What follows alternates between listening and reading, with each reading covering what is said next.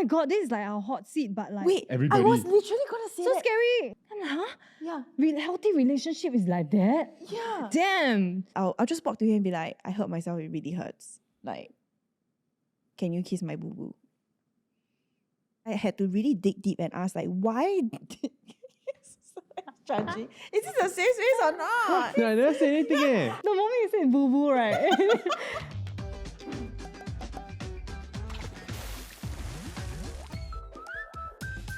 Happy New Year!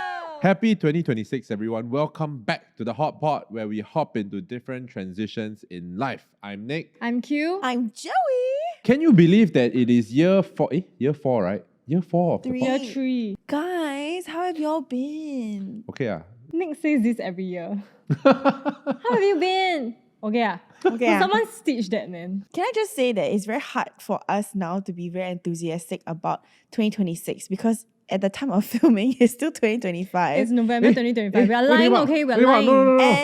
And to set the scene, the three of us are shaganene. This is one of the most exhausting days for the three of us. us. Correct. I slept an hour last night. We are somewhere in the end of 2025 now, even though you're watching this in 2026. So it's the usual like mad rush before the end of the year and all man. that lah. So 有一点 little bit some shacks. Okay, what's happening today, Nick? Okay, going into 2026, right? Actually, and I'm not even joking, I feel like I want to get in touch with my emotional side a bit more. Guys, Don't I'm so smile while awake you right now. say No, that. I'm so I'm not awake. smiling. You are the ones that are smiling. I'm so happy. I'm beaming with joy, pride, and excitement. Yeah, so I feel like to be a well-rounded human being, I should go and explore that side a little more. So that is my aim for this year, to be a bit more empathetic, not just cognitively, but emotionally as well. So to kick off the new year, right, even though it is end of 2025 now, this episode we are going to be talking about our attachment styles. I'm married. You eh? I am also married. I'm dating someone. Okay, so for those of you who don't know, right, everybody on this couch is very eligible and very off the market. That's right. Woman the QQ has QQ'd and The beauty of Boon Lay, the gem of Jurong, the best of the West is off the market. off the market. Okay, so anyway, today we are talking about attachment styles, how we connect, how we protect. Protect who? Okay, so today we are going to be talking about attachment styles, how we connect, how we protect ourselves, and how we show up in our relationships. Before we dive into our attachment styles, you might be wondering, why did we even take this Why? test? Why? It's all because of Ida's hot seat. Yes. We were talking about each other's attachment styles, and I think Joey was the one asking Ida whether she was anxious or avoidant. Right before that episode, I had my therapy session and my therapist made me take an attachment style test. That's why I even thought to ask her that question. And then I sent the link and made all of us do it, right? And our results were so interesting. Okay, so to learn more about each other's attachment styles, we'll list out some traits for each attachment style, and we will raise our hands if we think that we exhibit these traits. So if you're listening on Spotify, join us on YouTube for a visual experience. Part 1, the anxious attachment traits. 1, you think highly of others but not yourself. No. Solid. Well done. Well done, guys. I love that we're all confident. Let's go! Solid. 2, sometimes considered an overgiver. I think No. Joey lah. Yeah, Joey, just Joey. 3, fearful of rejection. Me and Joey. Yeah. 4, need constant reassurance that they are loved, worthy, and good enough. Oh, Just Joey. Just me? All Okay. right. Part 2, the avoidant attachment traits. They are social, easygoing, and fun to be around. This kind you own self raise a Oh bit like. yeah, I've always say like, We hey, raise all I think- of us I are- think y'all should raise your- you should raise- let's all I think y'all should raise. All raise, I guess. Next, they are emotionally withdrawn. Withdrawn is a very strong word, but I think You are a little bit. a Sorry, little bit lah. yeah. So I mean like half raised. You half raised, then he scratched his cheek like, oh no, I wasn't.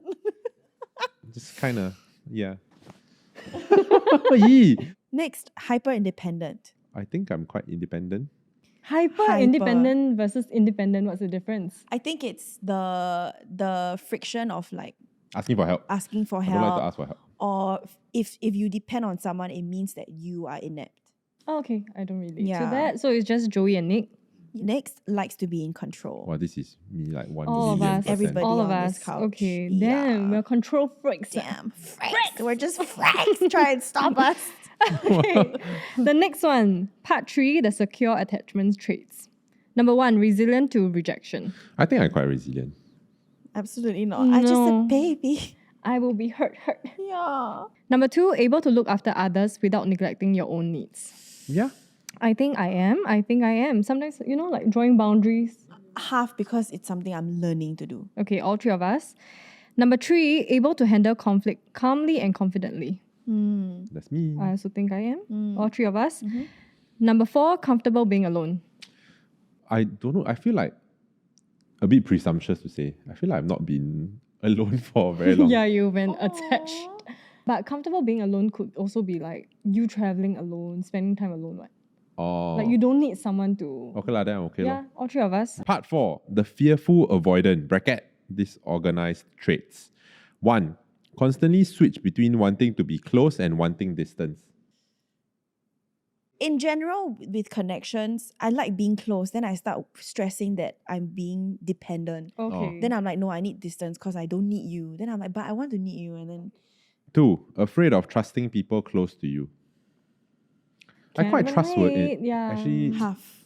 no, not okay. I feel like in the last few years I have become very cynical, which is something that I want to address this year. I think I need to see the good in humanity more. Same. No, but isn't this statement linked to people who are close to you, not just general human beings? Because like if you're close friends, we're Okay talking lah, about our close then- friends Okay, now. okay, It's different. okay. Sorry. Close friends, then no. Okay, Then no. put your hands down. Sorry.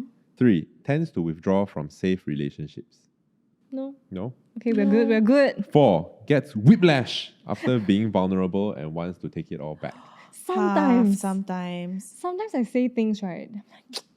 I feel I like shouldn't. vomiting afterwards. Yeah, like Like, I wish I didn't say that. Like, did I become too needy or did I show too much? Yeah. Then That's why people, you should just be emotionally withdrawn and don't say. Okay, we don't condone such do not behavior. claim. We do not claim. We don't claim this energy. Let's guess each other's attachment styles. Okay, let me guess. I think Nick is obviously secure. However, actually the test requires us to talk about our attachment styles with different types of people, right? Which is our mom, our dad, our partner, Right. and ourselves. Mhm. You guess her relationship with her parents and then like her partner. You are anxious. Anxiety. Right? And just for what? Which one? Everything? I think for parents, you are either anxious or fearful avoidant. And then in relationships, I think you are actually maybe secure. Then for Q, I think you are secure for relationships, although I think that is a recent change. And then with parents, I think you are avoidant. Ooh, interesting. Joey, your guess? I feel like it's a bit interchangeable. Like I feel like your security exists in an anxious environment. I don't know how to explain it, but I feel like if there was like a secure, anxious, avoidant hybrid, right, it would be Q. Damn, I'm so complicated. I think Nick is secure all around. He might be avoidant with his parents. I feel like overall you're quite secure. The security comes from not confronting a lot of things because they are not practical. Shall we do an attachment style review? Okay. Let's go. I am avoidant. Like my relationship with my parents, I think I'm exceptionally avoidant. I knew it. My relationship with Jess, I think avoidant as well, but I think also has moved towards secure. But then it's labeled as secure or No, avoidant? it's labeled as avoidant. For, Avoidant. even for partner? Yeah, The overarching attachment style is avoidant. correct. Interesting. I'm not surprised by the parents one. I'm more surprised by Jess's result. Because you always say that you guys communicate a lot. I do lah. But then you also mention a lot of times that you do bottle up your thoughts because sometimes you feel like you just want to deal with it yourself. Correct. So maybe that's the avoidant part, even though you look very secure as I a think man. that is the primary driver of why overall it is avoidant. all of the traits of the secure attachment traits I feel like I have as well.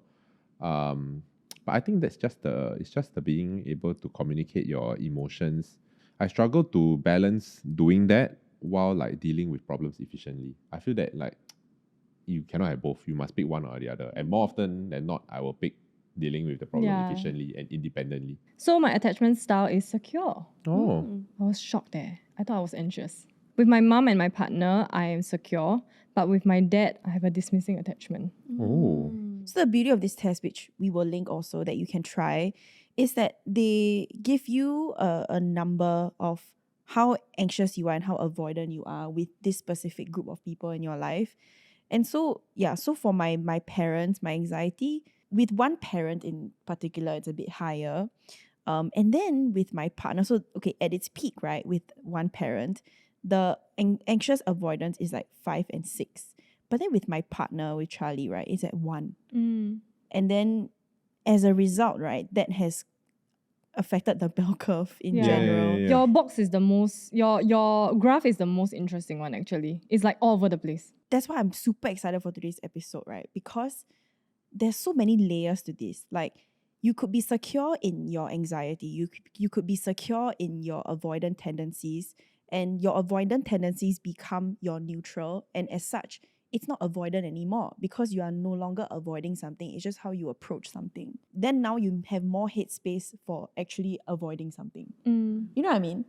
Oh my God, let's dive into it. Okay. So now that we know all the traits, let's do a bit of deep dive into each other's attachment styles and how this manifests in our daily lives. Starting with Joie time. Okay. Oh my God, this is like our hot seat, but like Wait, Everybody. I was literally gonna say so that. scary. It's like a hot pot hot seat. Correct. To Joey. Okay. Don't look, huh? Okay. Stop looking. Okay. What's something small that triggers your anxious side, and how do you calm down when this happens? I think the fear of feeling left out or abandoned. So any inkling of me being intentionally left out causes me to spiral and question my self-worth. So it could be a very small thing like maybe I read into too much of maybe eye contact that happens within a group. And I immediately think, oh, they must be laughing at me. They must be like, because they talked about me earlier and they're making fun of me. And this stems from what we talked about in an earlier episode about bullying. So I think because of that, I worry so much that everyone is making fun of me and I just don't know. Yeah, actually, how do you calm down? Well, because I know that there were some nights or some days where you really felt quite triggered by certain people or scenarios. And then you just like deal with it on your own. You never really tell us much about how you navigate those emotions. True. You just disappear actually, to me, like from my perspective. Wait, what? Huh? She disappeared to you, examples? We always no. talk one, you know. Can you stop? Every time Joey like a bit I'm very anxious, secure, you don't need to make me jealous. she'll be like, hey Nick, I tell you, I'm very I secure. couldn't say this in the group chat, but But yeah, no, as in I would think that, I mean, maybe you have your other friends to talk to, right? Nick, for example. I wouldn't go that far, but yes. No, but it always seems like you have it all together and you can actually, go back and then deal with it on your own. So yeah, how do you navigate those emotions?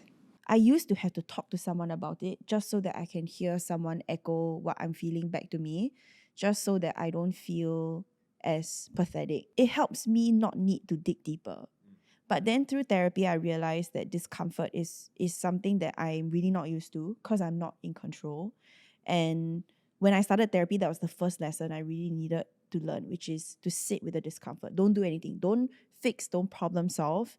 And it was really difficult, like really difficult. I feel like I really withdrew from all my social circles. Even with Charlie, I had to tell him, I tried to explain it to him, but I realized that as I did, I was trying to get him to assure me that what I was doing was correct. But that's not the point. It's like you needed, is it validation? 100%. I'm someone that really relies on validation. And that's when I realized that it became very unhealthy because if it's not present, then do I not feel assured in myself? And so how I've learned to calm down is to face it. Like, okay, what is the worst that could happen here? The worst is, yes, they are talking about me. Okay, so if they are talking about me, is this really a group of people that I want to continue seeking validation from?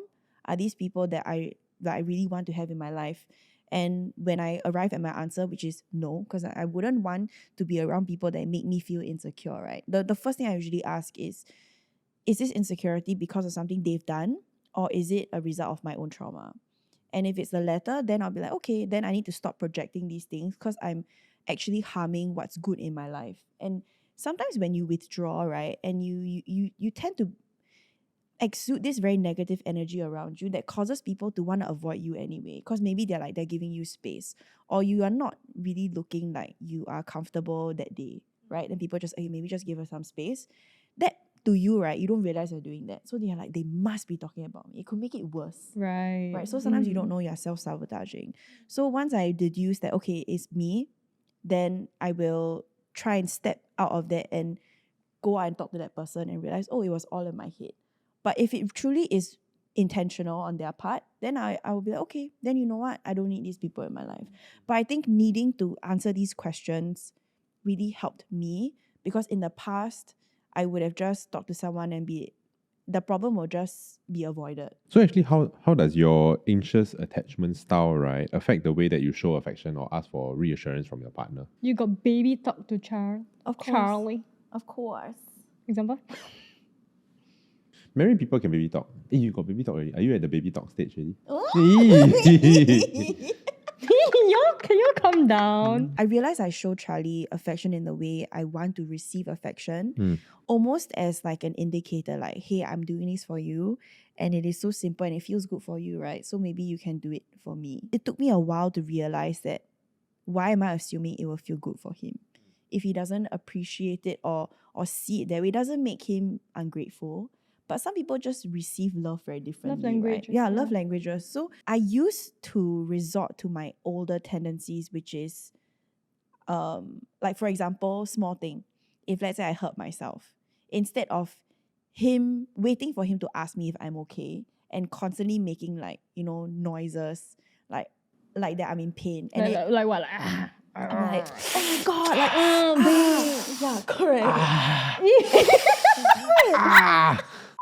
Yeah, so instead of doing that, and then if that person doesn't ask if you're okay, You keep doing then you Just communicate. This came from learning it from childhood, maybe witnessing it and then deducing that if no one asks, it means they don't care, and you should be angry that they don't care, And I'll just walk to him and be like, I hurt myself, it really hurts. Like, can you kiss my boo boo? Why are you judging? No, he's scratching his neck. I had to really dig deep and ask, like, why did judging? Is this a safe space or not? What? I never said anything. No, his side eye is real intense. You know, like, Yeah. The moment you say boo boo, right? It's over for Nick. do you right? not It's kiss over. Jess's boo boos? No. Got blood? Got blood lah. After put plaster No, he already, don't want then- to kiss the blood Got part. blood a bit. on the blood. After you plaster already, then you kiss the plaster. Never. Nobody got the plaster smell. Oh, okay. Let's say she hurt herself. Will you rub her back? Did she hurt her back? If you hurt your leg, then I rub your back for what? No, like that. Like, you know how Oh, Sneaky like Sushi that, like rub that, Dewey's that. chest Yes, and like make her there, green there. tea? Oh, Yes. that, yeah. It's the same. Yeah. Or like if she's feeling stressed, then maybe like, you like the arm or Like that. yeah, lah. or like Oh, soothing. got lah. Soothe. Okay, There are okay, things okay. that you do to soothe your partner. Yeah. I had to tell him, I had to teach him, because this is his first relationship. I don't know if you guys know this, but I'm his first Oh girlfriend. my god. Yeah. Okay. You know this lah. And there are things that I'm like, oh, I used to think if you don't do it out of instinct, it means you don't care for me and you don't know how to take care of me equals you don't love me. That's not true, right? So then I had to tell him, like, these are the things that I need to feel loved. So I need you to do these things. And it's just a simple like form of communication that has helped our relationship, because now he knows what I need. So I think it affected in the beginning because I wanted it to be like proven to me. But that's not how a healthy relationship works. You Yep. cannot hold someone accountable to standards that they don't know exists. Okay, last question for Joey. What helps you feel safe and grounded in your relationships? Ooh, I think checking in, talking about things. And when I say that, I mean, if we have finished a friend hangout or if we just had a date, we always ask each other, like, how would you rate dinner? How would you rate the hangout? would you want to do this again? You know, when you are in between a fight and the anger is still like simmering because you're angry at each other, and then you need to do something. When you all talk to each other, right, are you short with them? So for example, let's say you are mid-argument and there's the door, right? And you need to go and grab something and you give it to them. Would you be like, you help me take, is it? Okay, thanks. Like, would you be short with them like that, or would you revert back to your normal selves? I think naturally most people would be short. Yeah. Because you're still simmering, right? Like, You're I don't still think I in will. the I don't think I feels. will be like intentionally be a dick about it lah. But I don't think I You will cannot be like oh my god, lovey-dovey. Yeah. thanks. Then go back to being angry. You almost have to be like, this doesn't mean we're okay. We still need to talk about it. Yeah, like yeah. there's that like setting the tone. So at the start, because carried from my previous relationships, I felt the need to constantly show I was angry, to just show you that I'm not happy and I need you to fix this. And then at the very start of the relationship, I realized, even though we were like mid-argument, right? Charlie would be like, hey, do you need like help with this? And I'll be like, why are you being so nice to me? Aren't we like at war? You know? And then I realized the love doesn't stop when you are fighting, and he still inherently placed how I feel and my comfort above it. So then that's when I was like introduced to the concept of like unconditional love. I think that was the first time I realized, oh my God, you're not punishing me even though we have a disagreement. And at its core, you still care for me. And I've never experienced that before. And so that really helped me feel safe. Because previously, I used to feel like if we're having an argument, right, we both need to outpoint each other to arrive at a point where we're like, okay, respect that, done. But I realized he was okay, we didn't resolve it. It's not a competition. Yeah, you're not fighting each other. You're a team. Exactly. And so I think it really helps that he's such a grounded, safe person. I honestly, before the relationship, I considered myself very grounded. But then being with him, I realized all my past traumas and all my flaws like were hitting me in the face because I'm not getting my way. And that's when I learned that I actually am not a perfect partner. I don't think anyone's a perfect partner, but I thought I would be quite seasoned by now, right? But I realized that I had very unhealthy tendencies. Having a partner that's very understanding of that helps also. And when we check in with each other and things like if he does something good, I'll be like, thanks for doing that. I really appreciated that. Just complimenting each other really helps to keep it going also, like positive reinforcement. And also if like, hey, I didn't really like how you did that just now, it doesn't have to be a thing. And then you can just move on. Question part. If Lenny had an attachment style, what do you think he'll Secure. Pass. be? You think Lenny's secure? He's so secure looking. Hey, what is this new technique? Okay, ready? What is a song on your playlist that seems very out of place with your personality? How about 告白气球? Okay. Okay.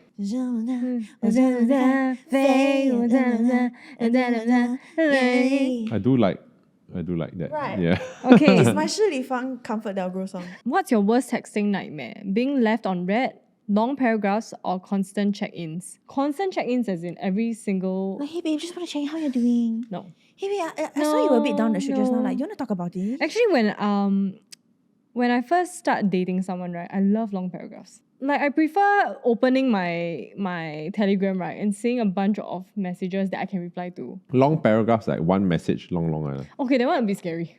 Oh. Because I like, think at what the you want to talk to me about? At the start, okay lah.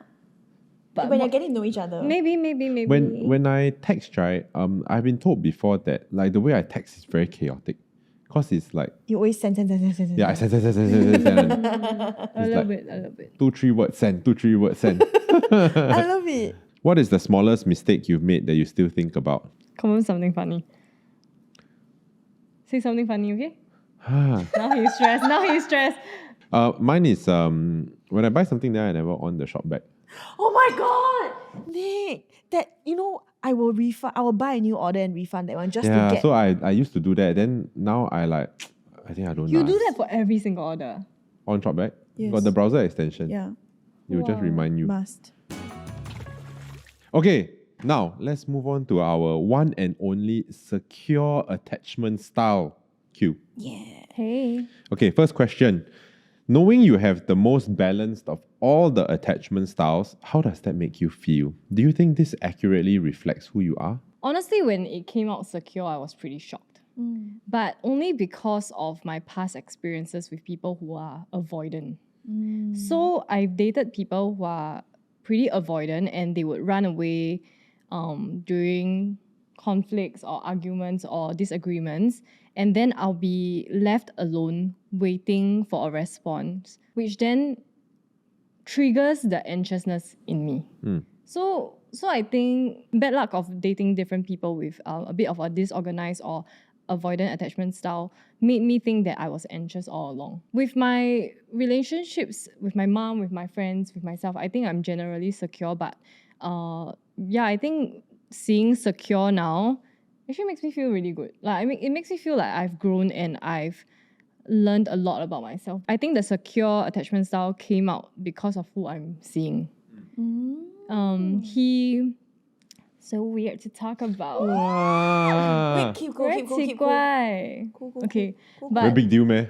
okay, the person I'm seeing, right, he communicates really well and he's also very safe, very grounded as a person. I never ever felt like I'm neglected, and he would update me about things that I'm not even expecting. Like the previous people that I dated, right, I would hope for them to like communicate with me in maybe like every 6 hours, at least let me know what you're doing. But then with him, right, if let's say we are working for an entire day and we're just so busy, 8 hours later, I wouldn't feel anxious at all. I wouldn't wonder what is he doing? Why is he not responding to me? Is he gonna leave me? Is he gonna does he not like me enough anymore? Yeah, I think generally it's because I feel very at peace and safe with this person. That's why I'm secure now. So that's why I was a bit confused, right? Like, is it innately that I'm secure or innately I'm anxious, but with the person I'm dating, it changes? No, I don't think so. I think it's because you have already grown and that's why you are able to fully maximize this right person now. I think the environment can bring out a different response. If you met someone that mimic the environment that you have with your parents, for example, it might bring out a less secure version of you because your tendencies to react to these actions are like from years and years of experience. So this person who is very secure has given you the opportunity to bring out whatever you have in you that is secure already. I think one thing to add on was there were instances where I was prepared. Like I get ready my ammo already because like that's what I knew back then, right? This is what I learned. That an argument will happen and that maybe my partner will rebut and disagree with me, right? Or it could be cases whereby I feel like maybe he would run away or like avoid me after I raise up an issue. So actually there were moments where I really held back my concerns and I really waited so long to tell him.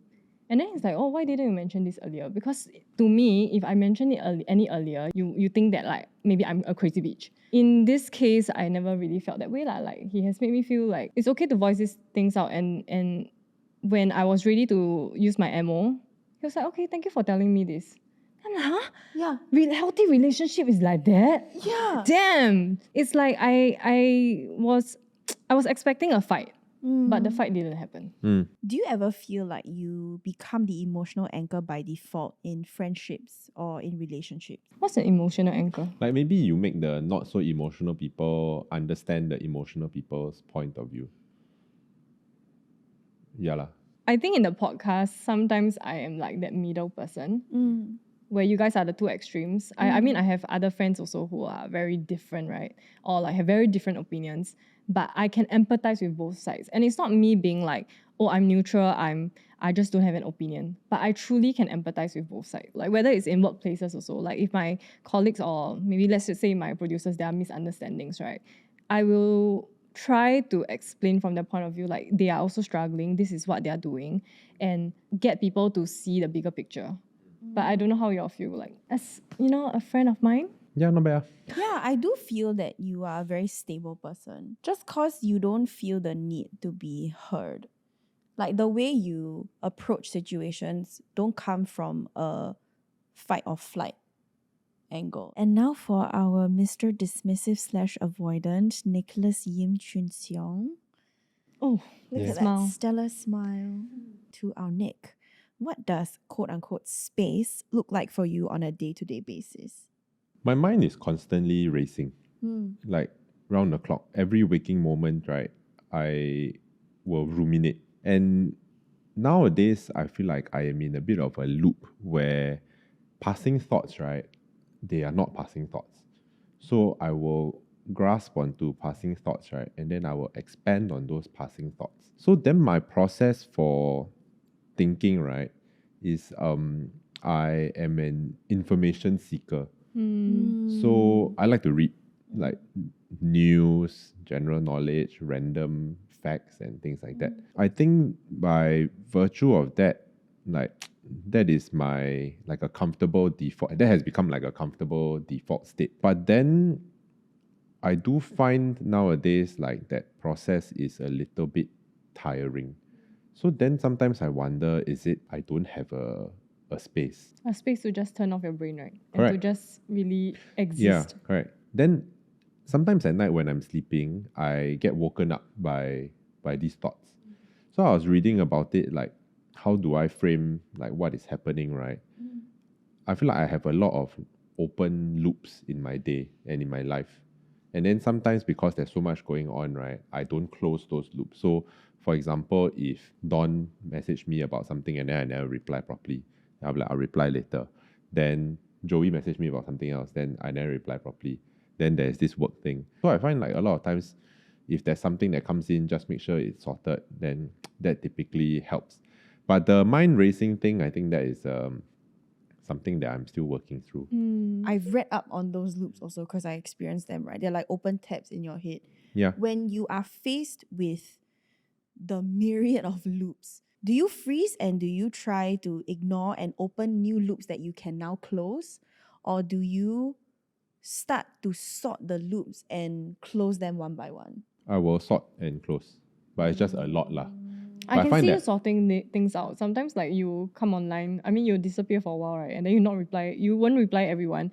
But then suddenly, right, he will just like, okay, respond to this chat, respond. Then everyone kind of got their answer from Nick after 2 weeks of waiting. And then like, I think as in I get it lah. I get that you're super busy and like you're spread so thin.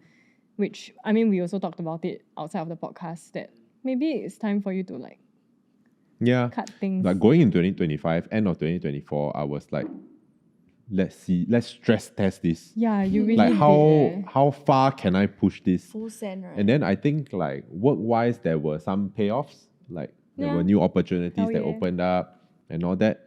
But I feel like it does come with a price lah. When life gets overwhelming, how do you and your partner handle this? Do you take it on yourself or share your struggles? I think like I have to give a lot of credit to Jess in that she is able to read how like what kind of support I need in that point in time. So if she knows when I need my space in terms of like sit and brew and think and like problem solve, and when I need to be distracted by like, just quality time together. More often than not, I find myself not putting in the time to share my struggles. I am super self-aware about how I'm feeling. I'm super self-aware about what are the problems I am facing. That part's super easy to deal with. Like given enough time, I can problem solve myself. But then having to repackage my issues into a format that someone else can understand. Sometimes I feel like I take the easy way out by not doing that. So Jess is super patient with me on that. I think she recognizes that. There is a system that we have worked out.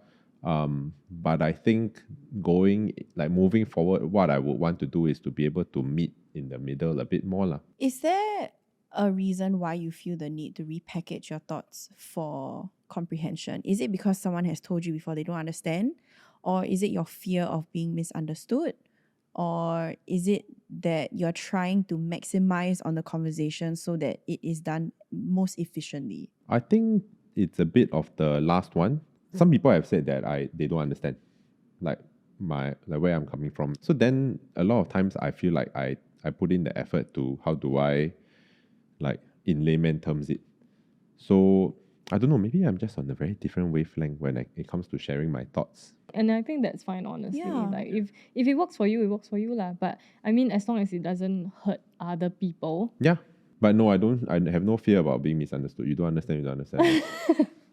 Love that for you. Yeah, I think that's great because we shouldn't be tailoring like our output for other people. Okay, so actually, how does your attachment style influence the way you set or avoid setting boundaries? Okay, so for example, right, some attachment styles and their stereotypical boundaries. For disorganized attachment styles, they typically have the lowest threshold for intrusion of their personal space. And then for anxious people, they're quite intrusive on others' physical and emotional boundaries, and they also tend to react ambivalently when others encroach on theirs. So for avoidance, they are highly sensitive to intrusions on their boundaries, so they are prone to distancing themselves both physically and emotionally from their partners.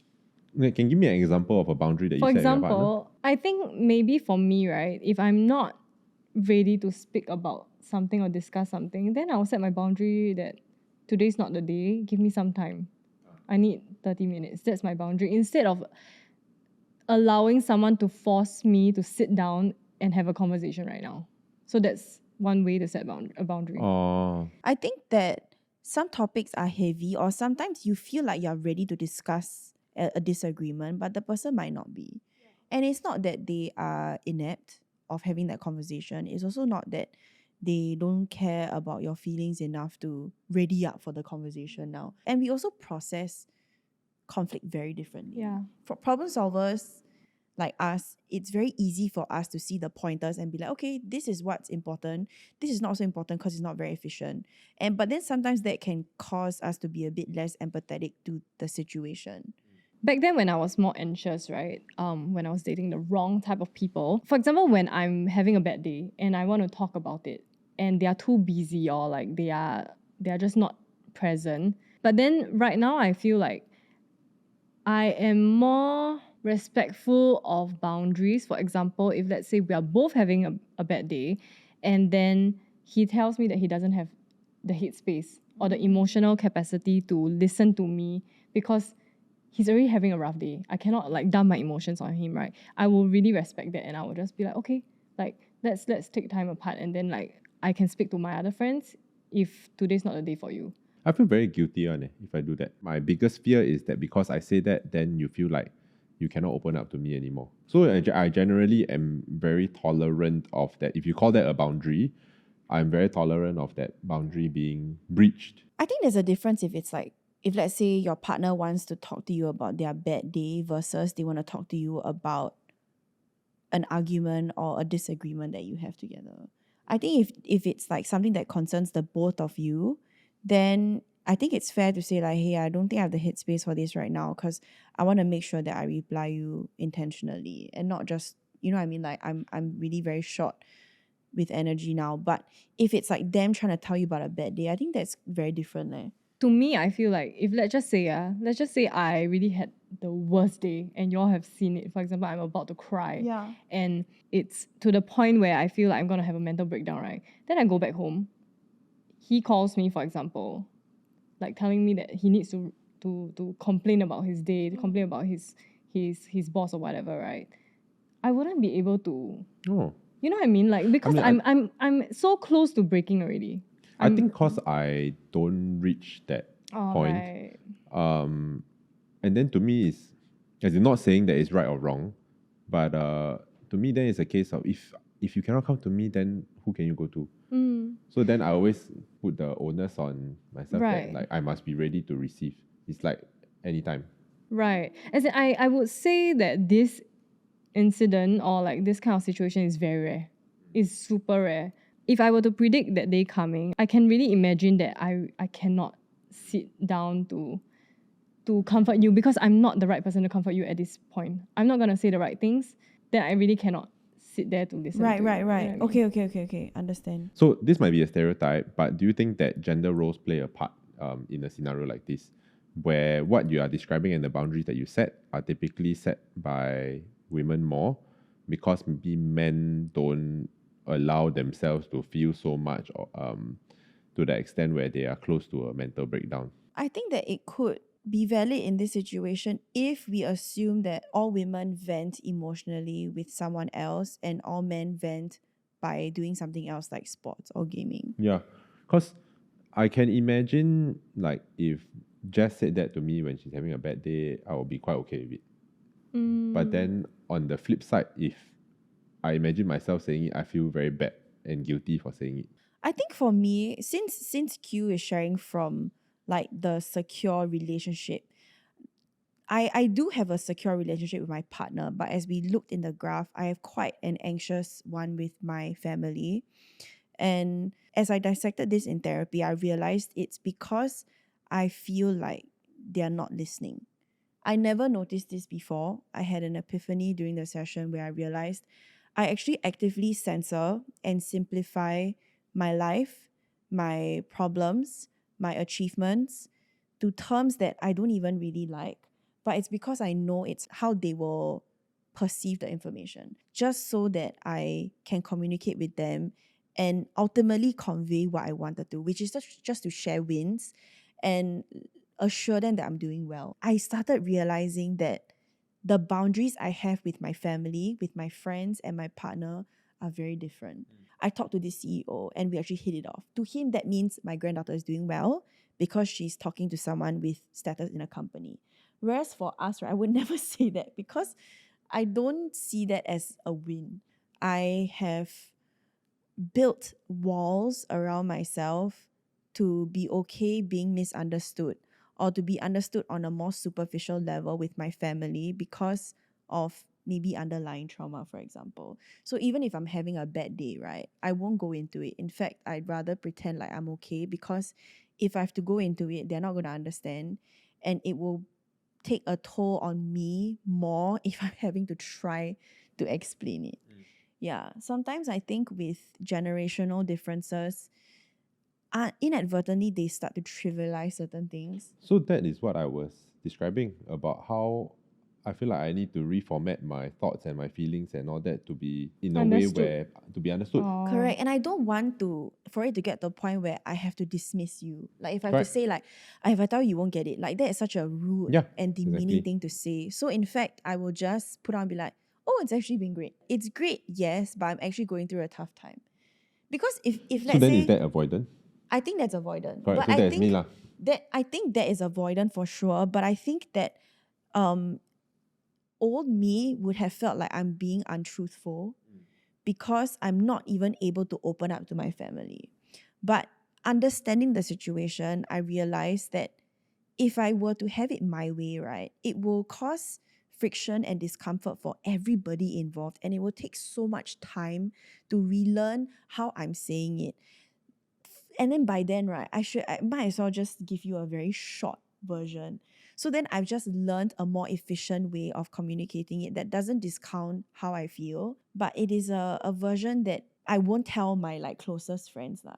It is tough, but I'm okay. I'm not gonna dig into it because you won't understand. And I also don't know if I want you to understand because sometimes we know that with certain family members, they might then start giving unsolicited advice. And sometimes with family members, I don't know what it is, but your defenses are up way more. Like you feel like you have to prove a lot more and you almost need to prove that you don't need their help.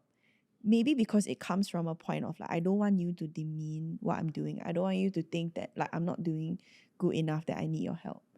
Yeah, so there's a lot of layered trauma there from someone that comes from a more anxious, avoidant tendency with family. What I've come to learn to deal with that in a healthy manner is realize that I can have a healthy relationship with them on a very different plane. Now that we all know each other's attachment style, what's one habit you want to unlearn in 2026?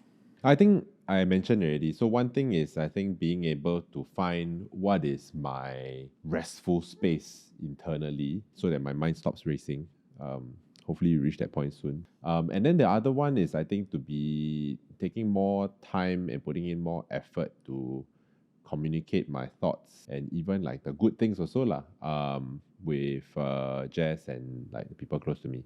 I want to not transfer my previous traumas or tendencies over to my new relationship. I want to not anticipate the worst and not to expect the worst because that's also like a self-sabotaging tendency, right? Like you're literally grieving or like over worrying, and then that's sadness that is not needed at that moment. I think the habit I want to unlearn is to hold people accountable to their old selves also. I think as much as I want people to be open to the new version of me, I also need to be open to a new version of them. Yeah. Sometimes to make things convenient for us, we assume their intentions or we assume the way they're doing something, but that is learned from like their past behaviors. I think that is a very big factor of why I misunderstand people. Yeah. Thanks so much for watching this episode of The Hot Pot. You can listen to us on Spotify, Apple Podcasts, and Me Listen. And subscribe to our channel if you haven't already. And thank you so much to our guests, Nick, Q, and Joey for joining us on today's Yay, episode. thanks for having us. And we'll see you all on the next episode. Bye. Tend to react ambivalently,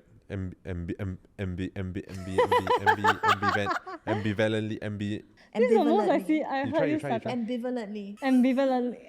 Not easy, huh? Ambivalent. So for anxious So for anxious attachment styles, they tend to be quite intrusive on others' physical and emotional boundaries. They tend to react ambivalently. Wow.